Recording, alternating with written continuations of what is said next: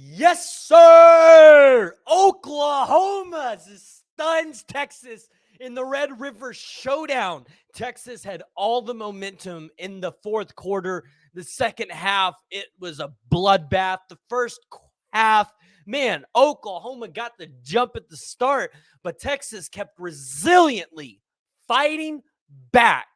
But Dylan Gabriel and Jeff Lebby show off what this offense can do in the final seconds, get Oklahoma in the end zone with 15 seconds left. And if you're an Oklahoma fan, that 49-0 crap that the Texas fans have been giving us for the past year, put it behind you, because this defense is back in Norman.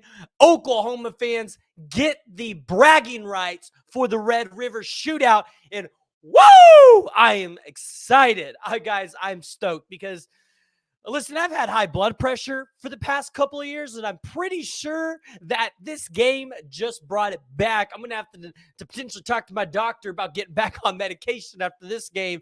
But no, on a serious note, Texas played really well. And when you look at what Oklahoma and Texas are after this game, do I dare say they're both top 5 teams in the country? In the same conversation, probably as a Michigan, a Georgia, maybe even a Florida State?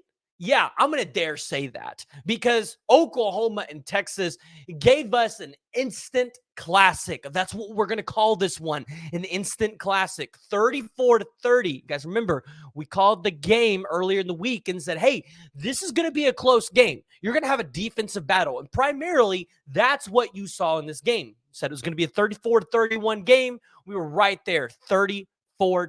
So we were 1 point off for the Texas Longhorns. I'm not going to lie, though. All week, Texas is favored. All the money is being put on the University of Texas. As an Oklahoma fan, you really wanted to go with your heart and say, hey, Oklahoma, they have all the tools and they have the capabilities to go out there and beat Texas. But Texas, they were showing you, hey, they can make second half adjustments. They are a disciplined team, and they even did that in this game. But you saw from Oklahoma that not only can they make adjustments, but Oklahoma on the defensive side of the ball is massively improved over last year. You saw guys go down in this game. Billy Bowman, Gentry Williams. You saw McCade Matau, Andrell Anthony. We really hope all those guys can get back soon. It's good for Oklahoma that you have a bye week after this game, because you just were in a bloodbath with Texas. But you get the bye week. You get an opportunity to evaluate where everybody's at and try to get the core of your team again. You get a chance to get them stronger, and you get a chance to get them healthy before you have UCF at home and then Kansas, right? So that's going to be important for Oklahoma here to get healthy, get McCade Matauer back on that offensive line. Most importantly, to get Billy Bowman and Gentry Williams back in that secondary, because those guys have been making plays for you all season. Gentry Williams has got interceptions. Billy Bowman's got interceptions. They're both dogs in that secondary. Ultimately, though, when you look at what Texas did, they were running routes, guys. 371 receiving yards. Jordan Whittington and Xavier Worthy both go for over 100 yards for Texas. You got to look at what those guys did and say it was impressive. Jonathan Brooks ran for 129 yards on this Oklahoma defense. An Oklahoma defense that hadn't allowed a rushing touchdown up till this game. Shoot, you even saw a fourth and goal, really, at the goal line, like the half-inch line. You saw them stuff Texas. 4 downs. Texas couldn't get it in. And that was probably the play of the game right there. That showed you what Oklahoma's defense is made of. They're a bend but don't break, right? And, I mean, I was surprised Jonathan Brooks got the touchdown he did, because when I saw that 4-down stop on the goal line, I thought, is Texas going to be able to get a rushing touchdown in? But Jonathan Brooks showed us exactly why he is developing as one of the best running backs in the country. His longest run was for 31 yards, 129 yards rushing on 22 carries, averaging 5.9.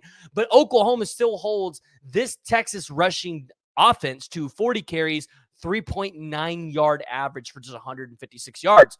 On the other hand, you saw a better outing from Oklahoma's running game. Dillon Gabriel had over 100 rushing yards on 14 carries. Tawi Walker, 15 carries, 46 yards, 2 touchdowns. Yes, and Oklahoma's rushing offense had 201 yards, 4.7 average. You only saw 1 carry by Sawchuk, and he didn't get a yard. He actually lost a yard there. So we're going to have to really kind of watch this Sawchuk and Barnes situation unfold, because when you looked at this team at the beginning of the season, you looked at it and said, those are probably your guys at the running back position, and they're going to be the best, right? This OU rushing offense was going to be the best in the country. I think that's what we were all expecting. So you look at the defense, because I got to keep going back to this. Texas fans, y'all got to pick up, because y'all talked about how we weren't very good, we hadn't played anybody, and that we weren't tested. You guys said that. And, I mean, I feel like this OU defense came out and they heard the noise. They didn't talk. They were quiet. And they said, we're going to come out, we're going to show you what we're made of.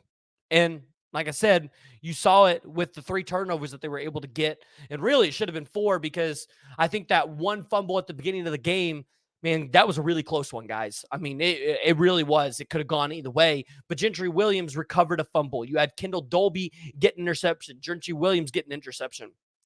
Those were some of the biggest keys to this game for Oklahoma to win it. You go look at just the team stats. Texas outgained Oklahoma in total yards, 527 to 486. But look at the penalties. Texas had 9 penalties for 70 yards. Oklahoma only had 4 for 30. So Oklahoma played a relatively clean game. Both teams, 5 of 14 on 3rd downs. You had Texas 3 of 4 on 4th down. Oklahoma 0 of 1. Listen, I mean, Texas dominated. I'm not going to say dominated, but they won the time of possession. 32 minutes compared to 27. But Oklahoma is able to be explosive in that offense, and that's exactly what we saw at the end of this game. The question is, can Oklahoma get this running game together before the Big 12 championship game? Because if you can run through this schedule and you can go undefeated into the Big 12 championship game, and you've got a running game that you can bring in there that you can show Texas, then all of a sudden, you could be sitting in the college football playoffs looking at a potential national championship berth after a first-round playoff win, which would be the first in this program's history. So, we had Dimitri Flowers on earlier this week, and we talked about it. We talked about how this OU defense paired with the 2017 offense would have won it. Well, that's what you're seeing this year. This team's more disciplined than I think we've ever seen an Oklahoma team play, at least in the past 10 to 12 years. And I think Oklahoma fans are ready to say, hey, this team might be up to the task. Dillon Gabriel might work his way into a Heisman contention conversation. He's got to go out there, though, and he's probably got to get 300 to 350 plus yards every game, probably pass for 3 or 4 touchdowns a game, maybe even get a rushing touchdown. So Dillon Gabriel, stand up. You're here. You're in the conversation. College football. Oklahoma is here. The defense is back in Norman, and you all need to be prepared. Guys, if you haven't already, make sure you hit that like, hit that subscribe button. Tomorrow, Sunday, we will be bringing you a more in-depth recap of this game with Cap 405. A lot of you guys are subscribed to him. A lot of you guys follow him on Twitter. We're going to have him on to break down the game and dissect it a little bit more. So I'll be excited about that one. You guys should make sure you guys are tuning in tomorrow evening for that to drop. But guys, until next time, you got to beat Texas.